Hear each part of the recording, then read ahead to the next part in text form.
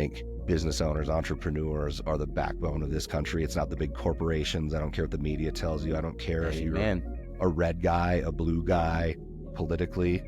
The most patriotic thing you can do is go out and own a business. Too late. And just the traditional lawyers aren't designed to come in. They don't even know what this is. They don't know how to start with feelings. These commission breath business brokers who say, hey, guy, John, I see you own a business. You want to sell your business? Sign up with me, guy. You don't have to pay me anything till you close. I'm like, well, who are you looking out for then? You're looking where the service, the offering can't be replaced by AI, but it could be enhanced, right? So AI is not going to go fix clogged toilets in the neighborhood. They're not going to do it, but AI is going to be able to respond to the leads because the plumber can't pick up the damn phone when he's elbows deep in the turds blocking the toilet. Put it on the floor. Just demand everything. I think that's one of the big mistakes buyers make is they don't understand the timing and the flow, which sounds way too hippie for me as the Western Mountain guy, but it's flow, man.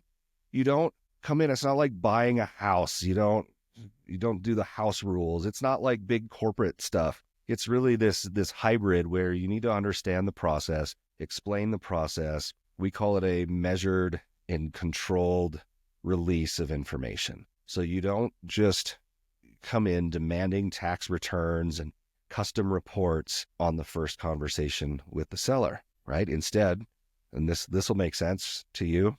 I'll say it different. It's not like selling a car, man. You can't just say whatever the hell you want to and get them to sign and then leave the same day. It's a controlled flow of information. You come in, tell me about your business, John. Why are you selling it? How did you start it? What are you going to do next? Get together on that personal level and then start asking things. Well, do you have a profile of the business? Can I review the last 3 years of financials? I'm gonna stop you there. I'm gonna tell you what you can relate that to. My wife always goes, why you always relate everything to relationship? Why you always relate everything to a woman? Why you always... I'm like, okay, I've been with you since you were 16, and I was 18. Okay, so everything is relationship to me in this respects. But this is what I'll say. Even though today's world has changed some with relationships, the world that we come from, the generation we come from, you would never meet a young lady the first night and say, okay, we get married tomorrow. Oh, hey, so how many kids do you want to have on your first date? Yeah. Okay, so hey, so what kind of house do you want to get together? You're scared the hell out of them. You know what I'm saying? They're gone. So it's a relationship building process. What you're saying, you have to come in and you have to get to know who they are, and they have to get to know who you are, and you guys have to find common ground and then be able to get to those things that are a little bit more critical. But what I think the problem, Ben, is a lot of people watch too much damn television, and they think a businessman comes in, okay, I'm the best negotiator, and I'm coming in, I'm cutthroat, and I'm going to ask for this, and I'm doing this. Bruh, be more like Warren Buffett. Don't be like some of the people you see on television, man. That's my thought pattern. I don't know if I'm correct, but that's my thought pattern. I have seen transactions go down where the only thing that held it together was the seller having the feeling right here, not here, but right here, that buyer was the best steward for that business going forward. I've seen them offer pennies on the dollar compared to what the big corporate people would offer. We talked about seller financing before. I've seen seller financing go from absolutely not to, oh my God, what do I have to do to keep these people here? Like they're the new owner. It doesn't matter. And so I can't stress enough to understand that psychology. And that's not a free pass to go be an asshole and try to rip somebody off and play mind games. But it's more of, like you mentioned, it's a relationship.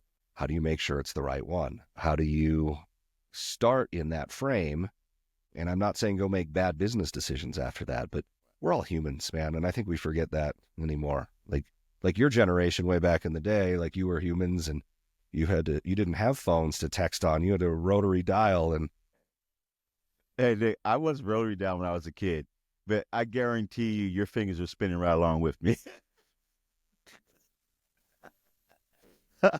I do. Look, if any younger generation just listen to us and like, what's a rotary dial? What are you talking about? Most definitely.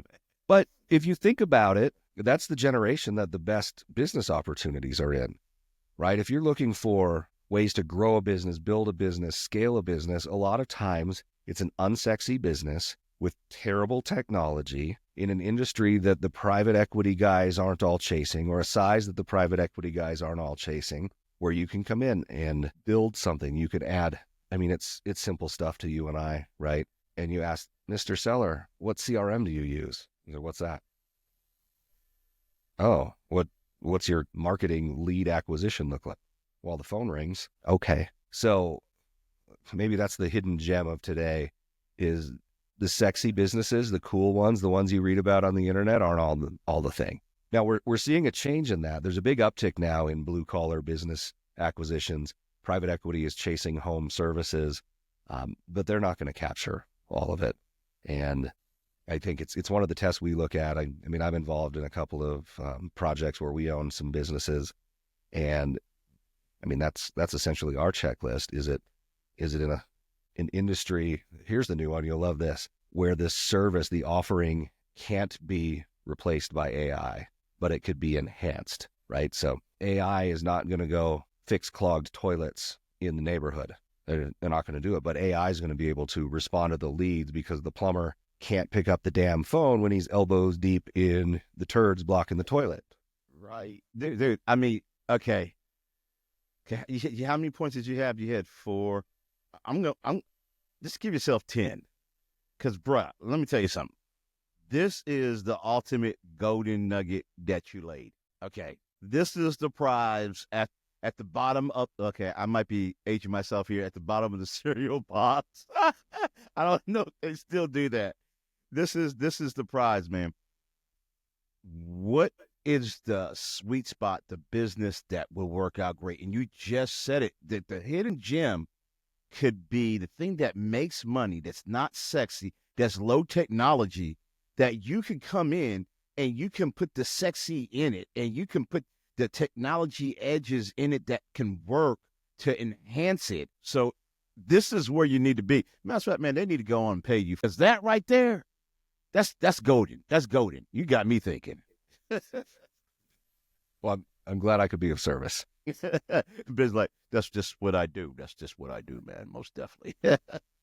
I think, man, this has been very powerful. I just want to see if there's anything else out there that you wanted to express to people who are looking to buy, or even maybe you might have some people out there looking to try to sell too. Well, we beat up a lot on the front end part. So maybe we'll come together in the future and talk about some of the specific process stuff, because I could go on for hours. We have some classes on our sites where we're teaching people that. We've made this big shift lately, similar to what we just talked about, is we take what's generally a very unsexy business. Everybody has a lawyer they hate, right? I run into that every day. And generally, I try to get you guys to start off with your favorite lawyer joke, but we missed that part. Oh, man.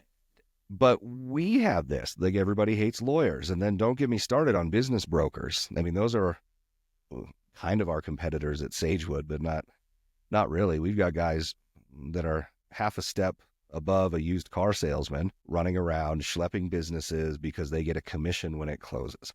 And we've turned that on its head. We lead with value. So we have education and training and courses that really help somebody understand where to go. One of the best compliments I received recently is from one of my clients in the law firm, where we did a training on building the right kind of LLC and how to use LLCs to mitigate and isolate risk. Another topic for another day. She chimed in with this fantastic compliment. She's like, Ben, this was fantastic. You presented this in a way to not make me feel like an idiot. You're not trying to position to get, I won't talk about my hourly. We don't do hourly anymore anyways, but I learned more in 1 hour of your course than I've learned in full-on master's level business classes. I'm like, what, me? But I shoot it straight, and we're trying to do that across both sides of the business, whether you have a legal issue or you're a buyer or a seller, to give you something of value with an exchange of value. I don't believe in just giving everything away. I mean, we'll talk here, but I've got the curriculum, I've got the playbooks, and all I want to do is share it anymore. That's part of, I mean, you went through this a few years ago, but now as I'm entering middle age, I don't want to work with jerks anymore. I'm not going to go run around and, try to get paid this huge fee for putting a deal together. Like, we want to teach people. We want them to learn. We want them to be empowered, to have the information to make the right decision for their family, for their business. And just both of those worlds are broken. Lawyers with big retainers finding ways to justify fractions of hours at $500 an hour, or these commission breath business brokers who say, hey, guy, John, I see you own a business. You want to sell your business? Sign up with me, guy. You don't have to pay me anything till you close. I'm like, well, who are you looking out for then? You're looking out for the closing. You're not looking out for your seller. And they damn sure aren't looking out for buyers, because they don't even allow buyer representatives to be part of the buy and sell process, which will blow your mind. Everybody seems to know real estate, right? You've got a buyer's agent, a seller's agent. Mm-hmm. There are no buyer's agents in business brokerage. Wow. I didn't know that. I just learned something. Dang, that's deep. So you have to find a lawyer then, right? In theory, but what lawyer are you going to find? I mean, my running joke when I'm on a stage talking about this is there's two profiles of lawyers we see all the time. It's DUI lawyer that helped your idiot brother-in-law when he got in that little thing where he did the thing, right, or the divorce lawyer that helped somebody get rid of a problem, right, or the estate planner, or whatever they go to, but it's the wrong person and they go too late. And just the traditional lawyers aren't designed to come in. They don't even know what this is. They don't know how to start with feelings. Tell me the last lawyer you met that had any sort of EQ. That's true. You got to find the right one. You're right. And that's not necessarily a shot at them, but it kind of is, but that's not their wheelhouse. That's not what they specialize in. So you don't want to, in those circumstances, right, that I talked about, you go get a lawyer who's a killer with big ego. But in this circumstance, that's not going to work for you. We've got a deal right now with a merger happening between two similar sized companies, and the two parties, the two owners have worked it all out. But the other side's got this lawyer who wants to thump his chest. He wants to talk about how smart he is. Do you know how many VC raises I've been part of? I'm like, no, and I don't even care, brother. How about if when the two parties tell us in writing this is what they want to do, it's our job to write it up, not to change it. And this guy, I'll have an episode on my podcast about him. Moron. I mean, but that's people who are about their ego, man. Morons. And that's what, like you said, that's where people like me get in trouble. I tend to tell a person they're a moron to their face. And it doesn't work out well, man. So go ahead and tell us your name of your company again, and the website and things of that nature. And that way I can go ahead and post it up, and we got people visit, and we're going to have that link and put a playbook in the description anyway. And then that way we can let you get back to helping folks, man. Yeah. So my intermediary company where we help sellers is called Sagewood Business Advisors. It's gosagewood.com. The other side in the law firm, we're called Lodgepole Law at lodgepolelaw.com. And the really exciting things that I'd love to share with you, we're doing non-legal, non-professional services models in the coaching and training side. So on the selling a business side, we have this Exit Worthy movement. Exit Worthy is training, resources, assessments, things to help owners understand how to build something that is sellable when the time is right. I talked before, 4 out of 5 businesses listed for sale don't sell. They close, the things blow up, things go wrong, they hire the wrong advisors, and we're trying to change that. And I got this big stupid goal, John. We're going to help 1 million business owners understand what goes into exit strategy, business valuation, and how to make an exit-worthy company. And really, I can only do it through channels like this. I can't talk to 1 million people. Right. But I talk to you, people are they're going to see this. They're going to come download one of our guides. And I'm really hoping, no, I'm not hoping. We don't need hope. We're going to go out and we're going to change that 80% failure rate, because it's just an education thing. Right. And the attorneys, the business brokers out there, they're not doing anything to help. They're self-serving, and we can fight with that, and blow me up in the comments if you want to, and I'll fire back. But the system is broken. It's not set up to align motivations. You hear me say this in all these contexts. Motivational alignment is key in any of these transactions. But when you get a lawyer that gets paid for complicating things so he can run the meter more and eat through that retainer and ask for another one, there's no alignment there. You've got a broker that only gets paid at closing. They don't. They're going to push through a bad deal. They're trying to get to close, man. I know that from real estate. Yep. And you're 6 months in, the broker's losing his tail on this thing, and now your buyer decides they want a 50% discount. Oh, guess what the broker says? Well, man, that's the best deal you're going to get, Johnny boy. You got to go. You That's got to right. close. I'm behind on my mortgage and they're about to repossess my stupid little Lexus. Like, Right. and so we want to educate with that. But then when we engage with clients over at Sagewood, we don't play that game. And I don't even know if you know this after our friendship is now 21 years old or something, old enough to have its own cocktail. Right. Right after that. So in the late 90s, my mother had a family business where we were in the education space in the medical field doing continuing ed. And we had an 8-figure exit on the horizon. We were moving and shaking, even to the point of due diligence and LOIs. And that deal blew up, which is tough, right? Redneck me, I had my pickup truck picked out. We had hunting land, like we were ready. But her business partner had 51%. She had 49. She had agreed to it. That number wasn't big enough for him. And so I've kept that really close for years of my career. And I was thinking through it recently and I'm like, man, this is it. This is what's fired me the whole time. And we watched that blow up.